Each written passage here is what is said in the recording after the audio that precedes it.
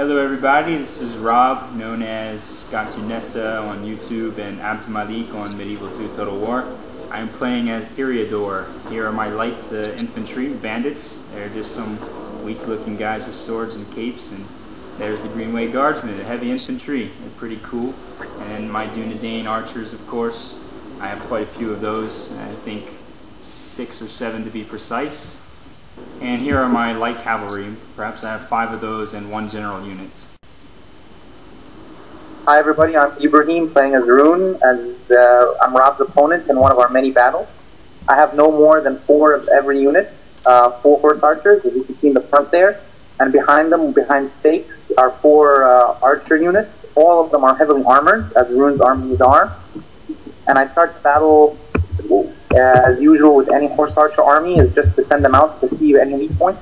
But totally unexpected, here are Rob's crazy Dunedain archers, right Rob? Insane.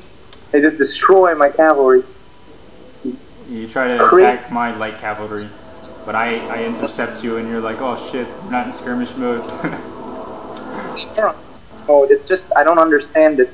You have to control them individually. You have to be very careful with your horse archers. You have to tell them to run away quickly, or they won't. They'll just stand there and you run over. Anyway, I lost a huge, in the beginning of the battle, I lost about 7% of my army because of that move right there. So, yeah, don't underestimate the Dunedain archers. And this is moving forward some, a little bit after you retreated from that charge. And I just moved my archers out because I know I can't leave your missile cavalry alone. And because of my range, I'm able to hit you before you even know that it's coming. Yeah, I know. My missile cavalry were useless in that battle.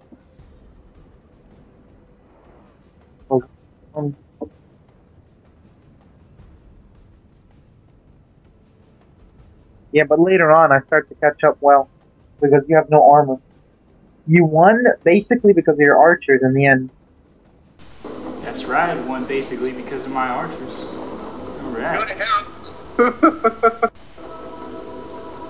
So he's still very early on in the battle, and as you can see, he's trying to destroy my horse archers. Doing a good job of it too. Well, yeah, he will do it eventually. It's just because, look at all those dead horse archers, come on. Right? They're outranged by the Dunedain, and, yeah, I never expected them to be so tough. Here, your Green Guard, right? Yeah. Greenway Guard. I moved over my heavy infantry to the my right flank because I see that you're moving your heavy cavalry. Movie of the guy who used to be a killer for the United States Army, but then he wanted to retirement, and they wanted to call him back from retirement so he can catch the bad guys who. It was so messed up. oh, I laughed a lot. He blows up his whole teammates, right, in the car, and then he's like, "Oh shit! Oh my god!" And it's a huge explosion. He's like, "Are you guys okay?" Somebody call 911.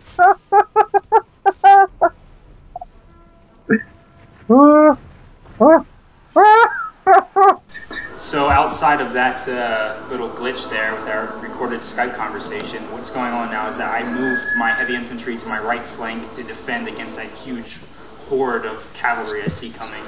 And meanwhile, he's moved his archers forward, and now our archers are skirmishing with each other. There's his heavy cavalry, and you can take it from here, Brahim. Yeah, and my cavalry, my archers were countered by his light cavalry, but it doesn't really matter because they have such thick armor. And there you can see I'm trying to move my infantry on both flanks to outmaneuver him, but he's a master at using cavalry. And look at this. This whole light cavalry are basically just ganged up on this unit. Freaking overkill. Spearman? What the hell is a spear? I don't know what a spear is. we just run in and massacre you in 2 seconds and run away. It's like something from South Park.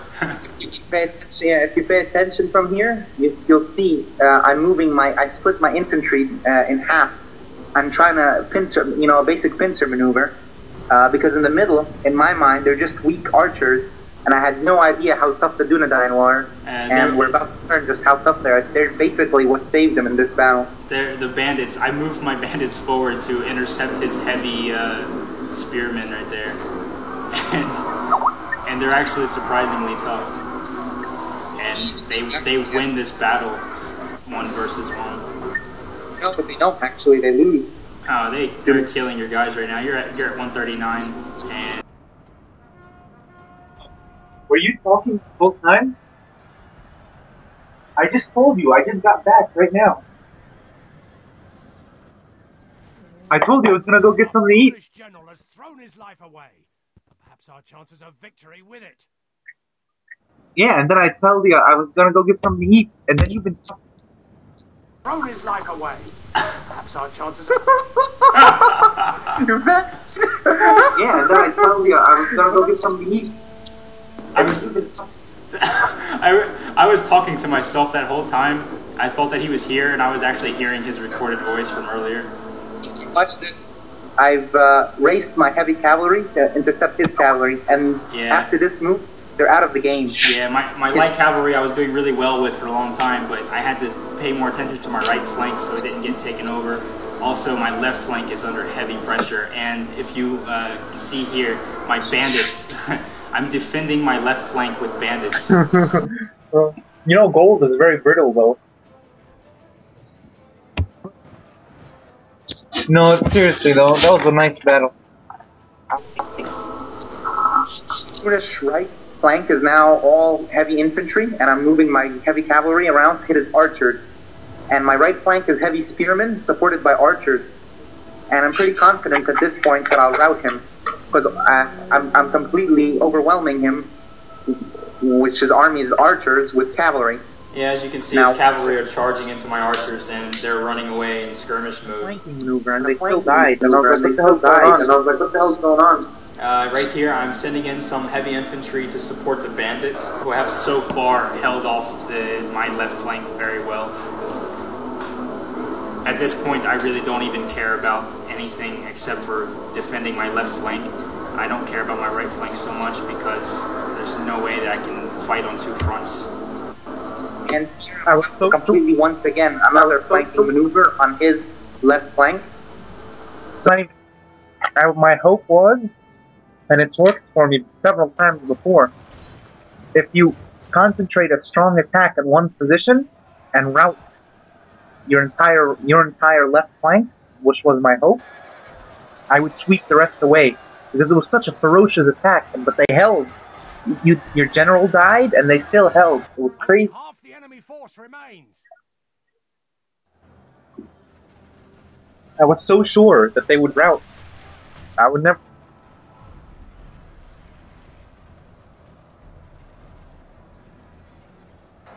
Slain the enemy general. Look, I don't. Him, I'm his troops perfect. will lose their will to fight.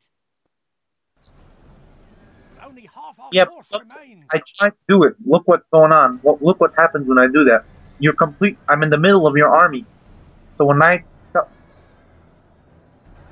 well, actually, it's a pretty good idea because it looked like I was going to outflank you, but it didn't work.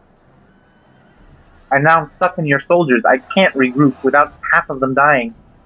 So at this point in the battle, I know it's pretty much over in my favor because most of his cavalry is dead and his infantry haven't been able to do much yet, so I really don't think they're going to do anything. I switched to flaming arrows to lower their morale. Now their general's dead. I'm still holding my left flank. He's sending some guys at my archers, as you can see there, but I just don't care. Yeah, and I know why he doesn't care. When they're archers on steroids. That doesn't mean anything. But I think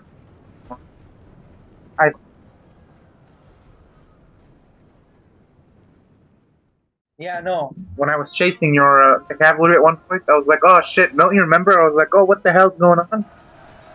So that's the end of the battle. There's nothing left to tell. The archers pretty much finished it off. Good game, Ibrahim, mein Bruder. Yeah, good game, Rob. Be sure to watch our upcoming videos.